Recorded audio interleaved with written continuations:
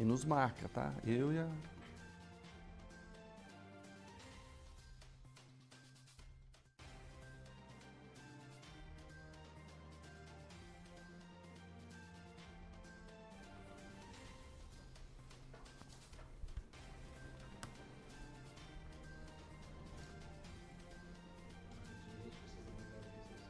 É muito bom, né?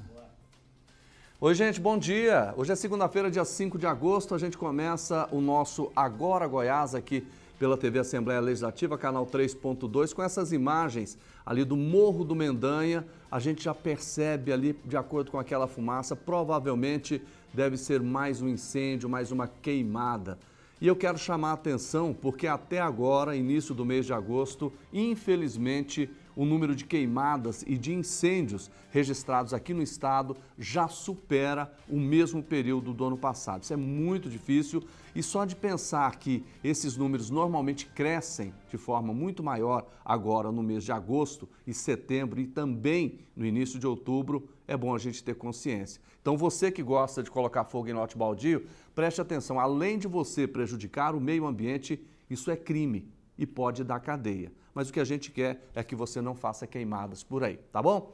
Já estamos no ar com o nosso Agora Goiás. Seja bem-vindo.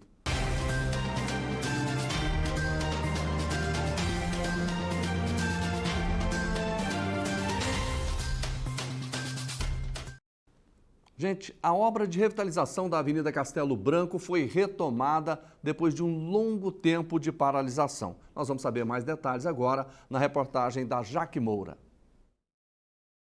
Quem passar pela Avenida Castelo Branco, no setor Coimbra, nos próximos dias, vai perceber que o canteiro da Praça Walter Santos está sendo revitalizado. As obras começaram nesta quinta-feira.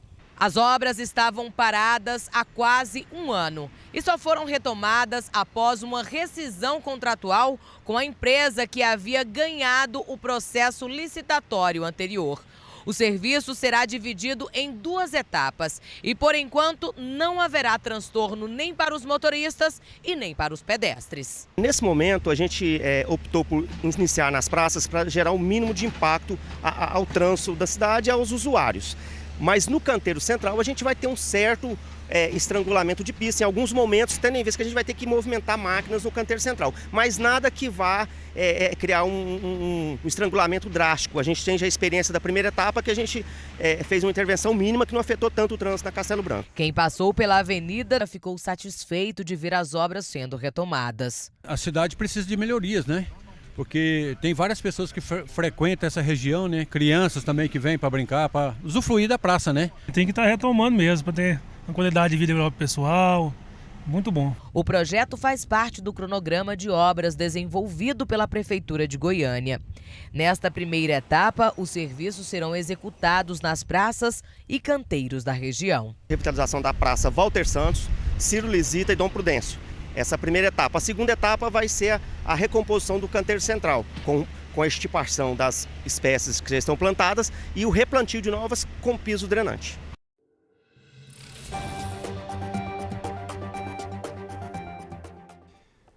Gente, nós vamos falar de saúde agora e tem uns números que preocupam muito. Olha só, de acordo com o Instituto Nacional do Câncer, o INCA, ele estima que no triênio 2023 até 2025, o Brasil terá 704 mil novos casos de câncer a cada ano. É um número realmente muito preocupante. Agora, nós vamos ter este mês, aqui na Assembleia Legislativa inclusive, um meeting de nutrição e oncologia que discute a qualificação profissional de nutricionistas e também o papel da alimentação no tratamento do câncer.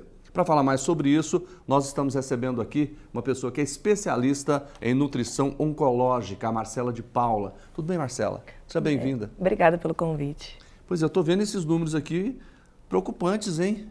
É de extrema importância a gente falar e ficar sempre, né, levantando essa bandeira, até porque a nutrição oncológica, ela é para entrar como nutrição preventiva, né? E o nosso evento hoje é justamente para isso, para entregar capacitação para esse profissional que hoje está no mercado atuando. Esse profissional que está no mercado hoje, quantos deles? A gente tem um número de especialistas nessa área de nutrição oncológica ou o número ainda é muito pequeno? Temos um número pequeno. Pela Sociedade Brasileira de Nutrição Oncológica, no Centro-Oeste a gente tem 14 nutricionistas especialistas em oncologia. No Centro-Oeste inteiro, 14? No Centro-Oeste. E no Brasil, 176. E aí você vem com uma estimativa do INCA, onde a gente enxerga que não tem como esses profissionais que estão atuando no mercado atender esse público.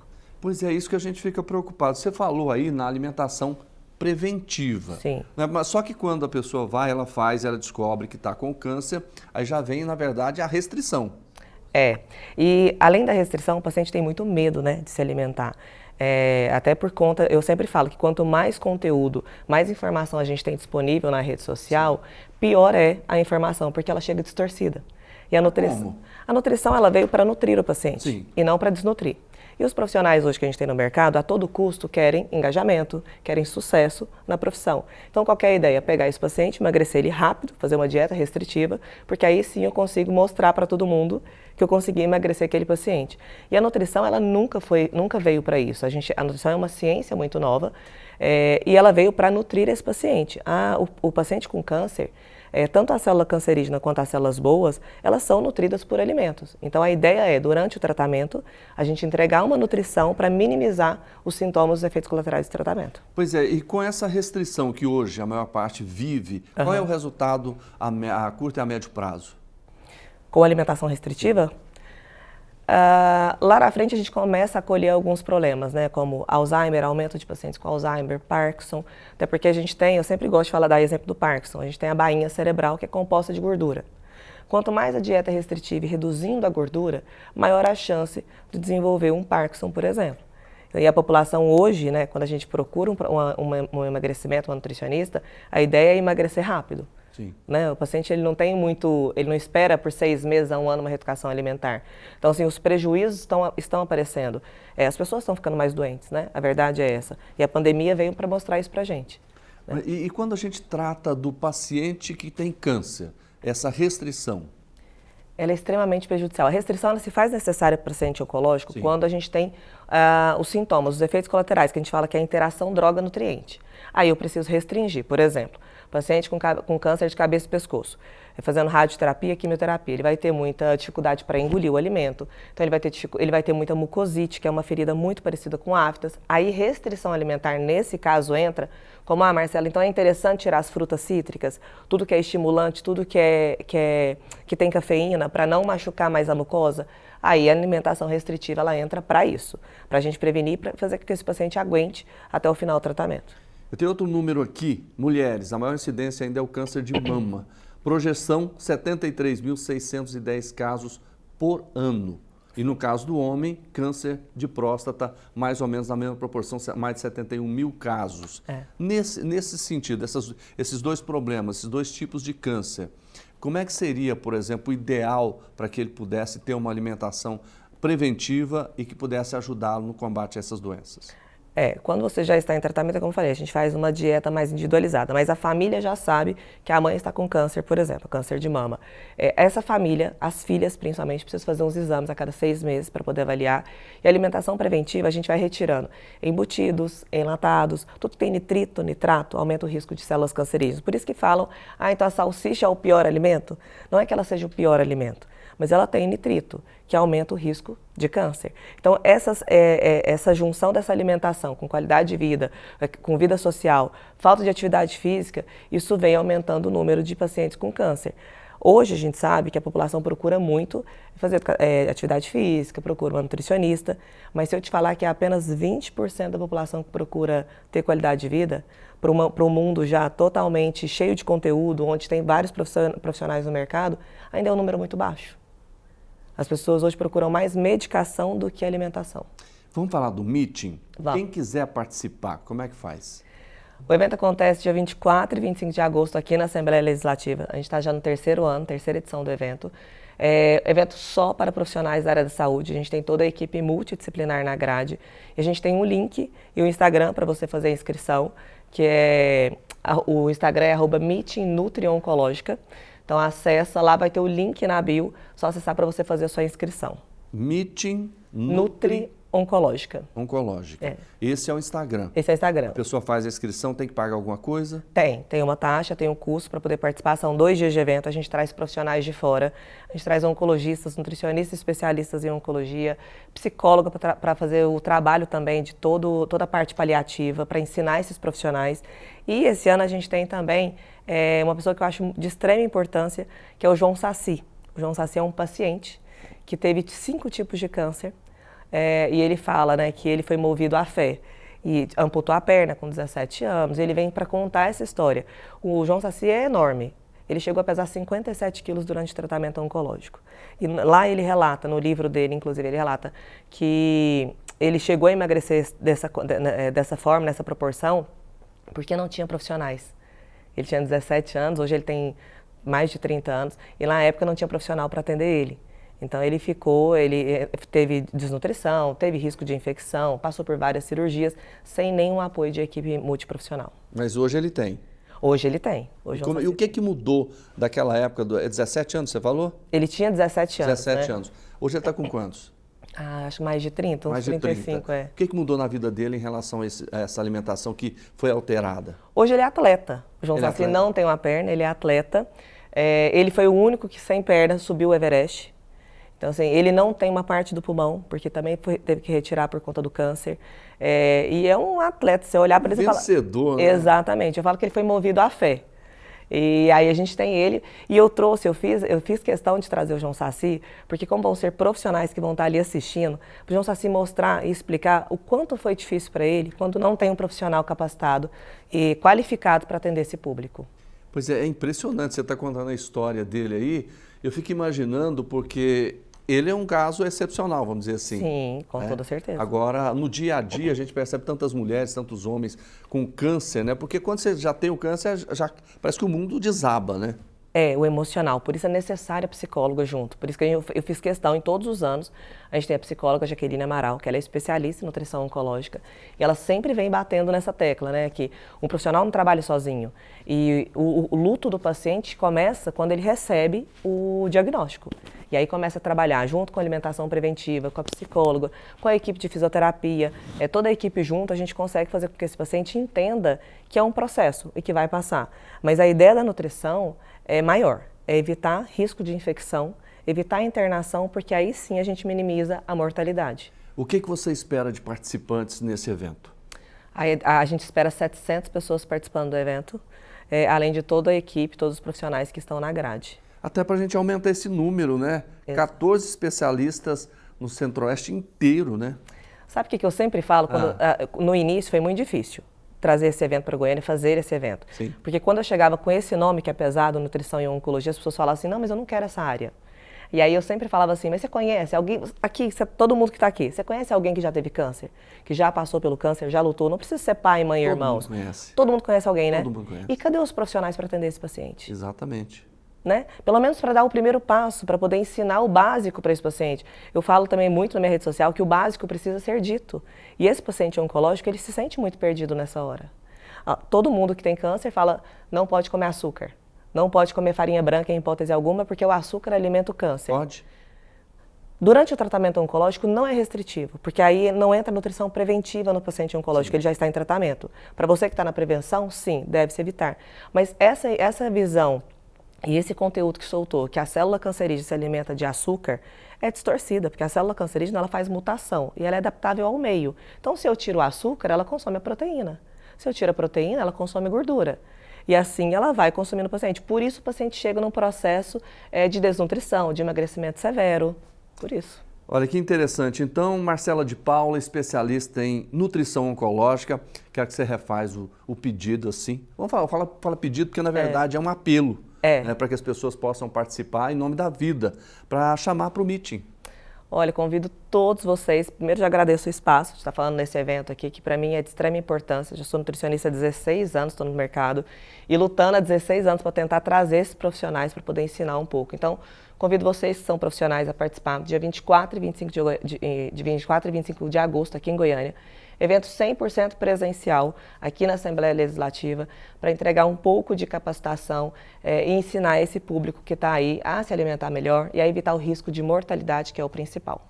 Tá, vai ser no dia 24 e 25. Então, eu já quero convidar você antes para vir aqui para a gente falar do resultado de todo esse processo de inscrição, para a gente voltar nesse assunto. A gente não pode parar, né? Porque é um assunto extremamente importante e que salva vidas. Tá bom? Está convidada. Te agradeço, muito obrigada. Marcela de Paula, um abraço para você.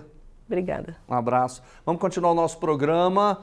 Daqui a pouco a gente vai falar de muitos outros assuntos, mas agora a Secretaria Estadual de Economia simplificou a divulgação de receitas e investimentos do governo. Com esse novo formato, a meta é que qualquer pessoa tenha acesso às contas do Estado. A reportagem é de Janda Nayara. Esse é o segundo balanço em formato de relatório popular divulgado pela Secretaria de Economia de Goiás. O objetivo é disponibilizar em uma linguagem simples as principais informações sobre as contas públicas estaduais, garantindo assim a transparência da gestão. A publicação está disponível no site da Secretaria de Economia e nela é possível ver, por exemplo, informações sobre as receitas do Estado e onde foram aplicados os impostos. O Balanço Cidadão ele é uma publicação que busca disponibilizar para a sociedade, para aquele público que não é conhecedor do linguajar técnico de contas públicas, de uma forma acessível, de uma forma amigável, todos os entregas e serviços que foram disponibilizados pelo governo do Estado ao longo do ano de 2023, de uma forma da maior transparência e fazer com que o cidadão, que é também um contribuinte, veja o resultado do seu recurso, onde ele foi aplicado e da forma como ele foi destinado. A iniciativa é pioneira entre os estados. A cada ano, a intenção é que essa, apesar de ser uma publicação voluntária do Estado, né, que nós chamamos de transparência ativa, ela vai fazer parte também da prestação de contas. A gente entrega a oficial e já faz a do cidadão. Então, sempre ela vai trazer alguma inovação perante também as ações de governo. E validando essas informações também, a gente tem garantias dessa qualidade atestada pelos órgãos de controle, com contas aprovadas e o Estado de Goiás sendo o primeiro colocado no ranking da qualidade.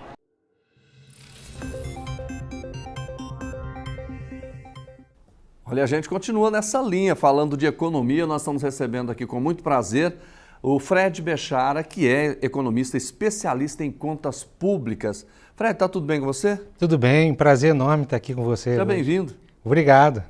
Olha, antes da gente falar qualquer coisa de economia, eu quero iniciar esse papo dizendo o seguinte: onde é que o senhor já atuou?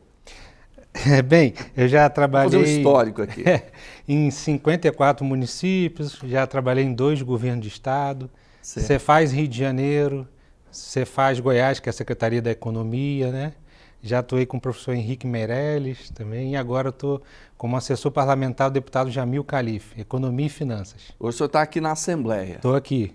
Tá certo. Vamos falar de Coíndice? Vamos falar que é muito Coíndice? importante. Justamente, eu costumo até explicar para os meus alunos que o governo do estado ele vai recebendo ICMS e vai montando uma pizza enorme de dinheiro. Sim. E aí qual a fatia dessa pizza que eu tenho que repassar para aquele determinado município? Isso é o Coíndice. Sim. E será distribuído o ICMS de 2025. Então, a fatia desse município é fina, é grossa. Qual o tamanho dessa fatia? Pois é, como é que isso, Coíndice, impacta, por exemplo, já que na vida dos municípios, qual que é o impacto disso? Olha, é muito grande. Alguns municípios perderam e outros ganharam. Isso significa um impacto financeiro de milhões, né? Sim. E aí, dentro do orçamento do município, ele acaba deixando de realizar alguns serviços públicos por conta do déficit orçamentário, né? Da redução dos repasses do ICMS 2025. Certinho. Vamos falar de ICMS ecológico. E justamente dentro da composição do Coíndice tem a nota do ICMS ecológico, que a gente vê aqui na casa principalmente os municípios reclamando muito de queda de arrecadação, né? E aí que a gente percebe que alguns municípios não fazem nenhum dever de casa. Então, por exemplo, a gente já encontrou aí 16 municípios que têm nota 0 de ICMS ecológico. O que significa isso, né? Significa 5% a mais de todo o bolo do ICMS. Então é muito dinheiro, né? Então eles estão deixando de ganhar dinheiro. Estão deixando, e esses municípios aí, por exemplo, que a gente levantou no gabinete do deputado Jamil, eles têm nota 0 do ICMS ecológico. O que eles teriam que fazer para aumentar a nota? Bem, existem algumas regras, né, de prevenção do meio ambiente. Sim. Como, por exemplo, a criação da Secretaria Municipal de Meio Ambiente, né? Ela ganha um ponto. Você cria uma área de preservação, uma área de APP, você ganha outro ponto. Você cria um conselho do meio ambiente, você vai ganhando pontos, vai pontuando até você alcançar a nota máxima. Justamente, sustentabilidade, reciclagem, tudo isso ganha pontos e o município vai atingindo a nota máxima. E passa a receber 5% a mais do ICMS ecológico. E eu estou olhando aqui, esses municípios aqui. Olha, inclusive, claro que o meio ambiente é importante para todas as pessoas, mas eu vejo Aruanã, né, que vive do turismo, que lá você tem a associação dos pescadores, quer dizer, tem todo um processo que poderia, inclusive, ampliar esse recurso. Né? Veja bem, se a gente fizer uma conta, né, simples, nós estamos falando de um repasse de 100 milhões, 5% de 100 milhões, 5 milhões. Sim. Seria 5 milhões a mais na conta desses municípios, né? Então é isso que cada um está deixando de receber. Pois é. Só porque não cuida do meio ambiente. Pois é, e o que o município poderia fazer com 5 milhões a mais? Muita coisa, né? Muita coisa. Muita coisa. Não, e além, a gente olha pelo lado do dinheiro, né? Mas na verdade, imagino que ele ganha na questão ambiental.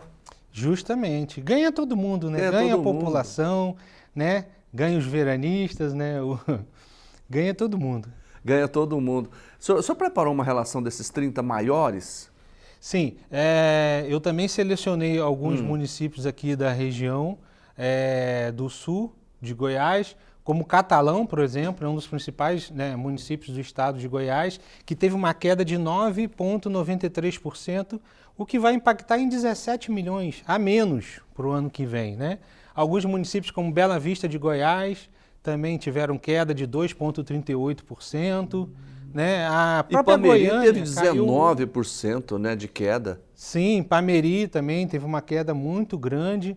Então é importante que os secretários de finanças, né, secretários de fazendas municipais, eles acompanhem sempre as receitas, que muitas vezes o secretário fica muito preocupado com as despesas dos municípios e não acompanha as receitas, o quanto que é importante, né? Então, Goiânia, nossa capital, está perdendo, hein? Pois é, Goiânia também está perdendo quase que 2%, né? Isso impacta bastante nas finanças públicas. Agora vamos pegar Valparaíso. Valparaíso de Goiás, 61% de crescimento. De crescimento. Né? O que isso significa? Olha, o Coíndice ele é balanceado e calculado pelo crescimento econômico da cidade. Sim. Seria como se fosse uma balança comercial, tudo que ele produz e tudo que ele compra. A partir do momento que o município produz mais, né, e isso é apurado nas notas fiscais da Secretaria da Fazenda, né, significa que o município teve um crescimento econômico muito grande. Muito grande. Agora, olhando aqui esses municípios que perderam, eles podem recorrer? Sim, depois de publicado, porque é publicado o índice provisório, né? Certo. Depois de publicado, esse aqui é o provisório. É o provisório. Certo. E os municípios têm 30 dias para poder recorrer, entrar com uma impugnação, auditar as notas fiscais, né, todo o balancete econômico do município e recorrer. E aí a secretaria depois vai ter 30 dias para julgar e aí vai ser definido então um índice definitivo para 2025. Mas esse recurso, Fred, seria no seguinte, que eles pudessem mostrar o que eles fizeram na questão ambiental, isso, né? Ou não? São em conjunto, né? Em conjunto. Tem o crescimento econômico e tem o ICMS ecológico. Ainda tem também, esse ano entrou ainda saúde e educação. Tudo que junto faz a composição do Coíndice. A saúde e a educação entrariam como nessa questão dessa computação? Também na melhora dos índices da economia e da saúde entra também na conta do Coíndice. Se eles investiram mais e os resultados foram positivos, eles ganham mais também. É isso? Tudo é pontuado. Tudo é pontuado. Educação, saúde, ICMS ecológico, que alguns estados chamam de ICMS verde, cada estado tem um nome adequado, né? Mas entra tudo na base de cálculo do Coíndice. Agora, isso aí vai refletir na próxima administração, né? Os novos prefeitos, ou reeleitos, né? O prefeito que quer se reeleger, né? Ele já vai ficar preocupado. E os novos prefeitos que entrarem também poderão ser impactados com um déficit ou superávit orçamentário. Né?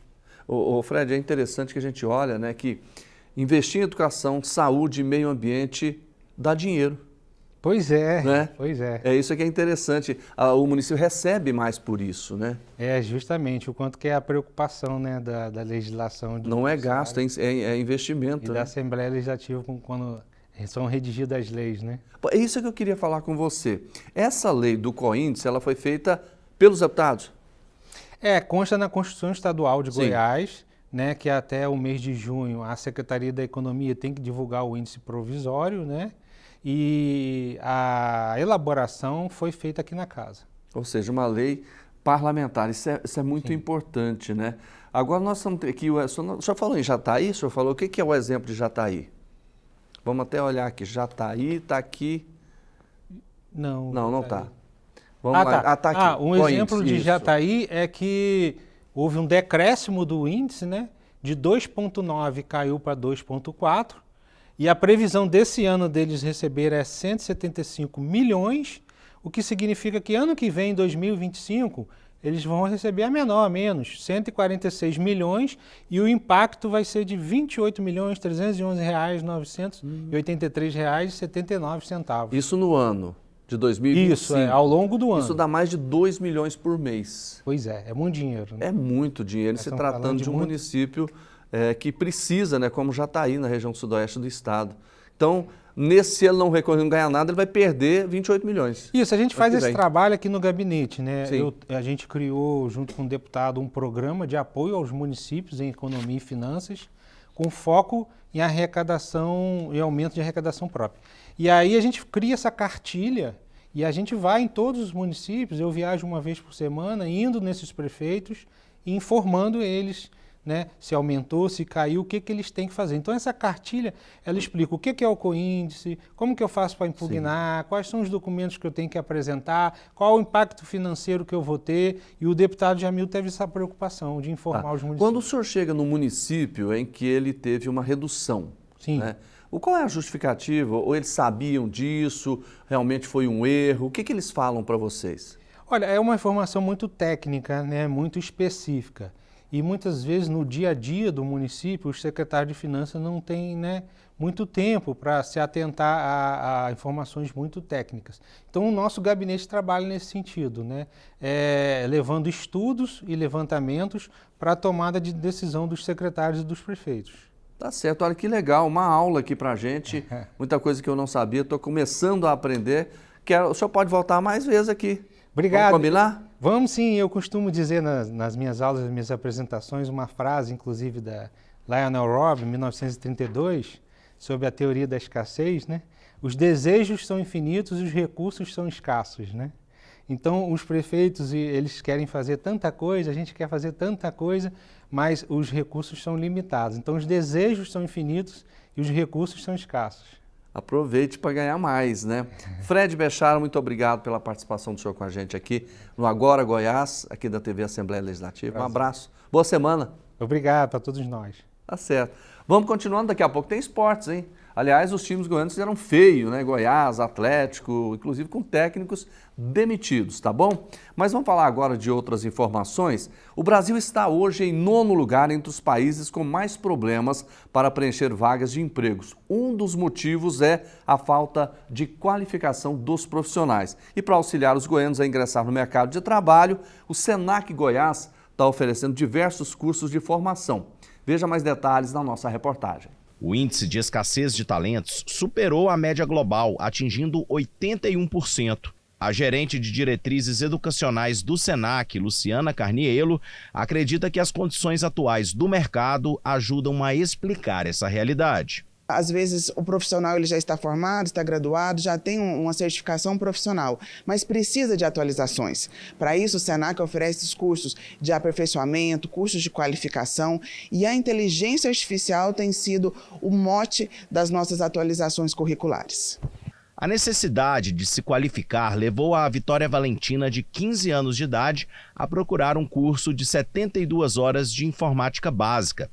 Ela acredita que essa e outras capacitações vão ajudá-la no futuro. O curso de informática, quase todas as empresas pedem para a gente ter ele, porque a gente aprende o pacote Office, né, que ele é o principal, que é o Word e Excel. E eu acho que isso vai ajudar muito para o meu futuro, que eu vou ter um desenvolvimento melhor. O SENAC em Goiás tem mais de 40 mil matrículas realizadas em cursos de educação profissional e tecnológica com duração de 15 a 1.200 horas. Entre os mais procurados estão o de técnico em enfermagem, assistente administrativo, técnico em segurança do trabalho e cuidador de idoso. Em alguns dos cursos, uma boa oportunidade de se capacitar. Esse laboratório irá receber, a partir de agosto, aqui no SENAC em Aparecida de Goiânia, alunos do curso técnico em gastronomia. Uma forma deles terem contato com a realidade da profissão. E além de ser um curso de capacitação, Luciana, é uma forma também de eles já terem uma noção melhor de empreendedorismo. Vão, a partir daqui, poder empreender também? Com certeza, porque além do curso técnico em gastronomia, que tem uma carga horária ampliada, o SENAC em Goiás ele oferece cursos de curta duração, também no segmento de gastronomia, que potencializam o poder desse aluno já empreender. As mensalidades das capacitações do SENAC variam de acordo com o curso. Trabalhadores do comércio têm desconto. E há também o programa de gratuidade voltado para quem tem renda familiar de até 2 salários mínimos per capita por família.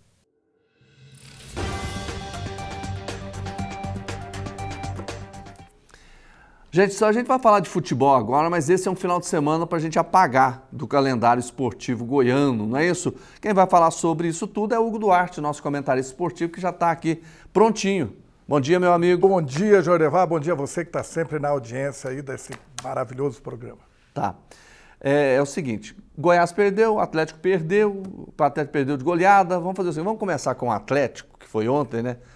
Atlético jogou contra o Botafogo. Aqui. Sábado à noite. Sábado à noite. Taca de 4-1. 4-1. 4-1. Sábado à noite, Atlético. E jogando em casa. Jogando em casa. Meu Deus, eu quero até ver essas imagens para ver o carnaval que o Botafogo fez. O Botafogo fez 1-0, o Atlético empatou e depois foi... A coisa desandou. Aí é 1-0 para o Botafogo, né? O Atlético então conseguiu até empatar. Empatou de pênalti primeiro tempo, estava um jogo equilibrado. De repente a coisa abriu a torneira e o Botafogo goleou o Atlético. Tá certo. E o gol do Atlético foi de pênalti. O Campo estreando. Até ainda estava, né, tudo tranquilo, Botafogo não jogando tanto futebol, o Atlético estava bem. De repente, o segundo tempo virou tudo. Primeiro tempo foi uma coisa, o segundo tempo foi outra bem diferente. É isso que você está querendo dizer? O time do Botafogo precisava vencer.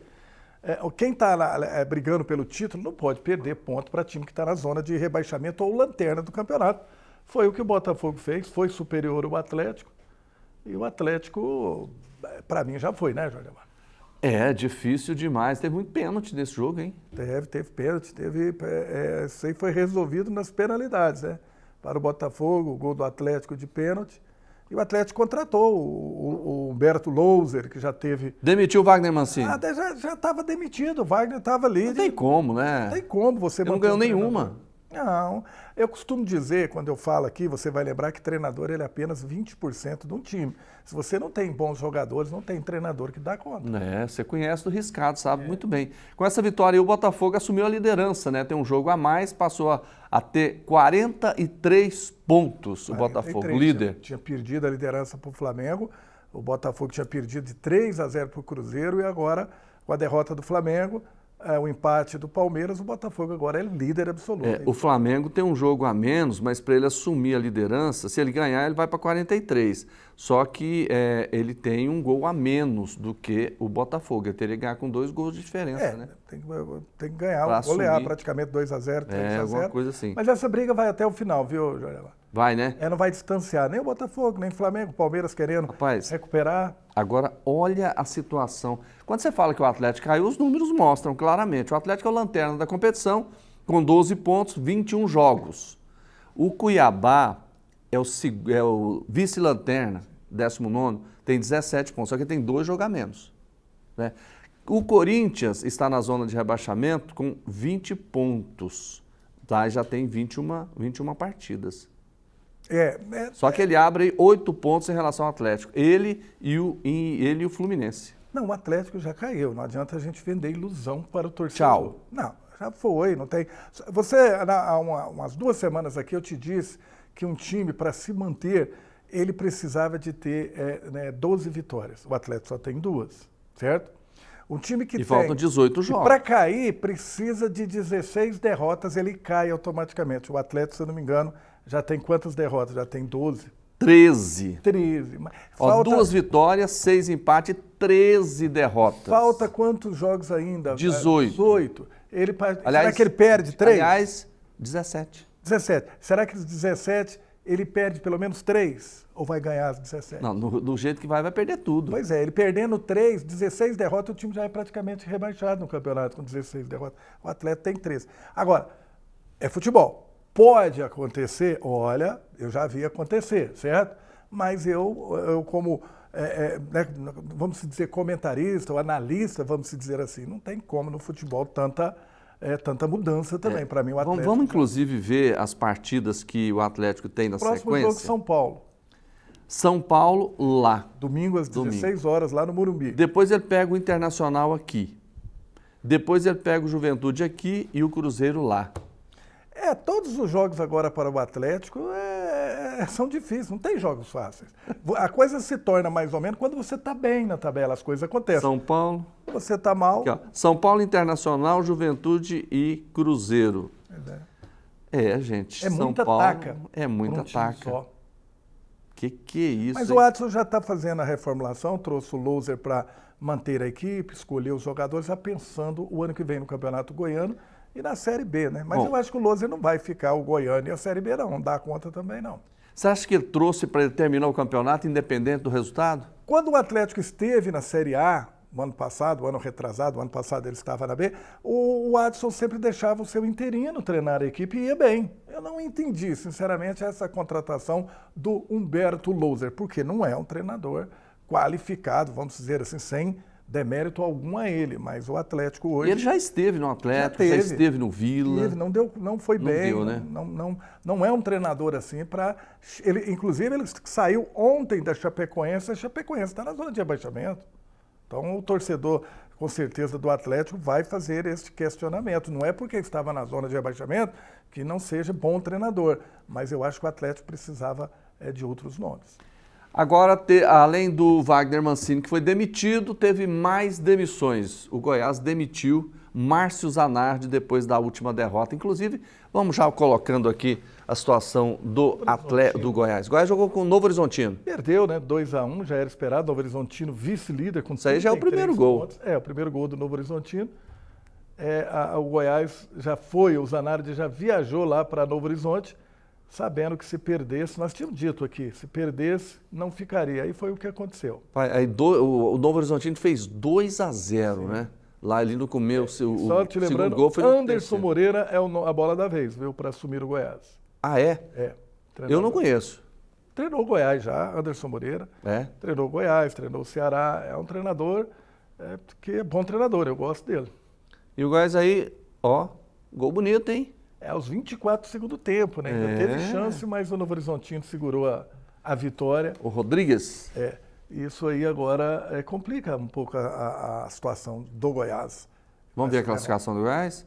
Com essa derrota, o Goiás passou para a 10ª posição, com 25 pontos. E olha só, gente, o quarto colocado tem 29 pontos. Ainda está muito embolado, mas dá uma olhadinha aqui, olha. O Sport Recife é o quarto com 29, Mirassol é o quinto com 29, o Operário é o sexto com 29, Vila Nova é o sétimo com 29, aí o Ceará tem 26, Ponte Preta 26, o Goiás 25. Que bolo, hein? E o Goiás tem um jogo a menos, aquele jogo contra o Amazonas que não foi realizado, mas mesmo assim, se o Goiás agora com a mudança de treinador, se não começar a vencer seus jogos, olha, infelizmente o Goiás não vai chegar à Série A. Olha, o Goiás tem 18 partidas, venceu 7, empatou 4 e perdeu 7. Pois é muita coisa para um time que quer chegar à Série A. Só que tem um detalhe, João, eu ainda É muito equilíbrio esse campeonato. Não tem ninguém aí que está dizendo já subiu ou já conseguiu. O Santos e parece que quer, e vai, e deve ir. O restante está tudo nivelado. Se a gente pegar do 11º ao primeiro, é muito bolo, né? Todos com chance. Agora, precisa voltarem a vencer, principalmente o Goiás. Hugo, o Goiás não demorou demais a tomar essa decisão contra o Márcio Zanardi? Você, outros também, sempre questionavam o seguinte, esse esquema do Márcio Zanardi aí com 3 zagueiros era um negócio complicado. Engraçado, ele não mudava muito, né? É difícil você ter assim, você assiste os jogos e vê os defeitos, né? Porque todo torcedor, ele é analista, ele é comentarista, ele vê os defeitos. Não tem mais torcedor que não entende de futebol, raramente.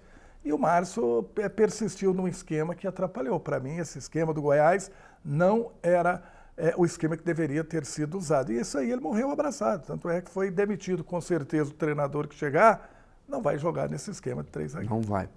Vamos mudar de assunto, né? Vamos ver se algum time salva pra gente a rodada, né? A luz, né? Você disse que esse ano foi para apagar, né? Vamos ver se alguém chega e acende o lampião e o Vila Nova bate o... Tomara que seja o Vila Nova. Hoje joga às 9 horas da... Gente, um jogo 9 horas da noite, numa segunda-feira. Pois é, por isso tem que acender a luz, né? Porque 9 horas já tá de madrugada. É por isso que você falou, né? Vila Nova e Paysandu no Oba. 9 horas da noite de uma segunda-feira. Não era o que faltava, né? Agora não falta mais, né? Não falta, já tem isso. E um detalhe, o time do Vila está invicto no Oba.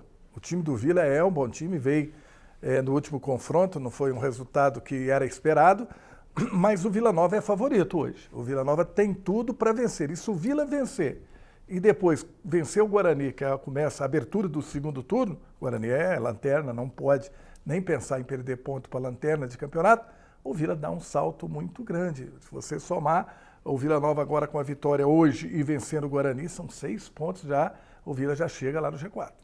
Exatamente. Olha, o Vila Nova com 29, se ele ganhar, ele vai para 32. Só para você ter uma ideia. Em terceiro lugar ele fica. O América, que é o terceiro, tem 30. Mas se o Vila vencer hoje, ele fica em terceiro lugar com 32.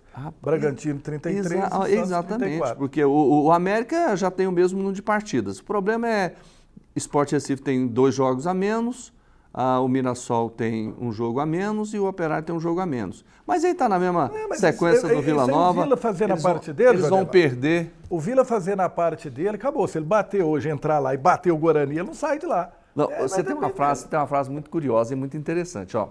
O time tem que ganhar, tem que fazer a parte dele, esquece os outros. É a preocupação. Às vezes na vida, não é só no futebol, não. Você preocupa tanto com as pessoas e esquece de preocupar com você. Então o time de futebol, o fulano vai perder, vai ganhar. Não, esquece, bate. Dá taca no adversário que você não depende de ninguém. E você sabe muito bem que depender dos outros, principalmente no futebol, é muito difícil. Nós temos muitos exemplos. O Vila tem exemplo, né?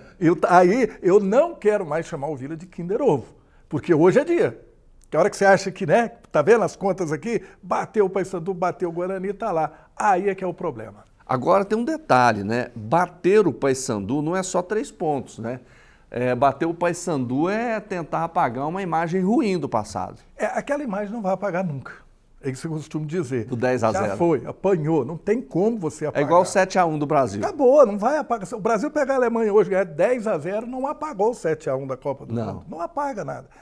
Por isso é que o Vila tem que esquecer um detalhe. O Vila jogou contra o Paysandu com jogadores que não poderia jogar. Tinha um time montado, mas não estava inscrito, enfim. Era da Copa Verde. Não pode.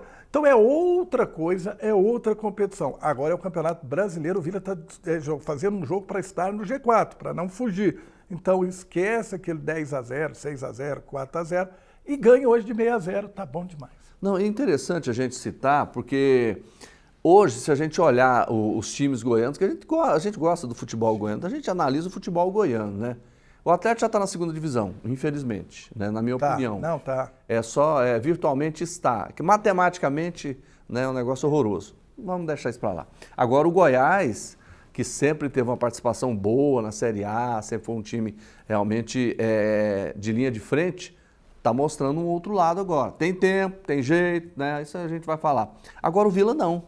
O Vila está com realmente chances bem... O Vila que está tudo dependendo Vila hoje só está o dele. melhor. O Vila só depende dele agora. As outras equipes ainda dependem, né? Tem que ganhar, os outros têm que perder, enfim. O Vila Nova hoje só depende dele. E aí é que é o perigo, né? Quando só depende dele. Por quê? Ele não ganha quando depende dele. Então, hoje a torcida... Mas eu estou acreditando na vitória do Vila hoje. É? É.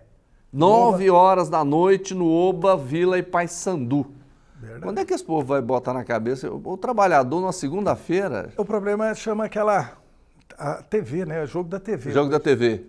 Então, infelizmente, o pessoal... Aquele que paga. Tem que esperar acabar outras programações para ter... Aquele que a gente paga para ver. Tudo. Então, aí não vai no estádio.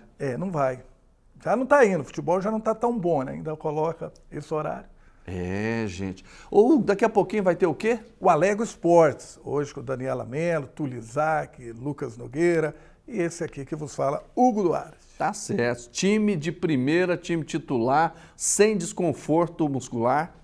Não é isso? Sem desconforto time muscular. Completo. Completíssimo. Com a força total. Força total. E vai ganhar, só não vai perder. Exatamente. Vai sair de lá com 3 pontos garantidos. 11 horas. O Alego Esportes aguarda por de goleada. Uma 6-0 tá bom. Tá bom. Tá certo. Abraço. Cena que importa. Abraço para você. Bom começar a segunda-feira com esse humor, com esse comentário sempre certeiro de Hugo Duarte aqui na nossa TV Assembleia Legislativa.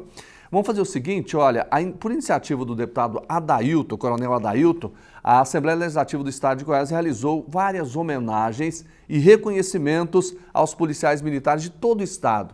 A reportagem é da Heloísa Caos. São 166 anos de dedicação para garantir a segurança pública em todo o estado. Hoje a Polícia Militar é destaque nacional com a redução dos índices de criminalidade em Goiás. Trazemos ao nosso plenário homens e mulheres que labutam, que trabalham diuturnamente pelas ruas, pelo ar, pelos lagos, pelos rios do nosso estado de Goiás, para homenageá-los pelo serviço prestado de grande relevância à nossa comunidade. Esse reconhecimento dessa Casa Legislativa vem comprovar os serviços de excelência que são os serviços que são realizados principalmente pelas Forças de Segurança Pública no estado de Goiás, em especial hoje a Polícia Militar do estado de Goiás.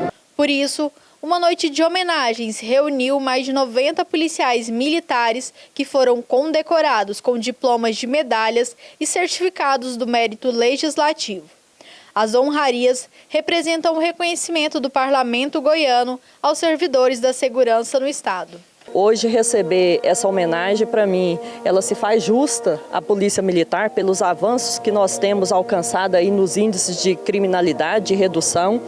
E eu creio que todos que estão aqui estão muito gratos por essa homenagem. Esse reconhecimento é uma coisa muito importante, porque o serviço da Polícia Militar muitas das vezes não é reconhecido. Então a gente vê por parte dessa casa esse tipo de reconhecimento, a gente se sente muito mais valorizado. Um motivo de orgulho pelo qual nós saímos e depois voltamos para defender o cidadão de bem. Então esse reconhecimento vai também para as nossas famílias, né? É estendido às nossas famílias. Isso nos gratifica muito. Proposta pelo deputado Coronel Adailton, o parlamentar disse que a homenagem é uma forma especial de reconhecer o trabalho de quem não mede esforços para garantir a segurança da população. Muito feliz, eu quero parabenizar a todos os meus irmãos e irmãs de farda que integram essa corporação de grande envergadura, que dá exemplo para as corporações militares de todo o Brasil. E os homenageados ainda falam da satisfação de terem seu trabalho reconhecido para a melhoria da segurança pública. O nosso governador, mais a Alego, tem se empenhado cada vez mais em dar esse suporte para nós, policiais militares, para que a gente seja o número 1, né, do estado de Goiás. E claro que os avanços da Polícia Militar em Goiás não poderiam deixar de serem lembrados. O comandante-geral da Polícia Militar, Coronel Marcelo Granja, diz que o resultado é fruto do trabalho integrado entre as forças de segurança. É um conjunto de fatores. Quando nós falamos de integração das forças, isso quer dizer também Ministério Público, Tribunal de Justiça, Assembleia, são todos em prol de uma segurança do nosso cidadão de bem do estado de Goiás. Tá certo, gente? Um abraço pro Elias, passando sempre aqui com a gente. E nós vamos encerrar o nosso programa de hoje, dessa segunda-feira. E amanhã a gente volta no mesmo horário. Um grande abraço para você. Obrigado pela sua companhia.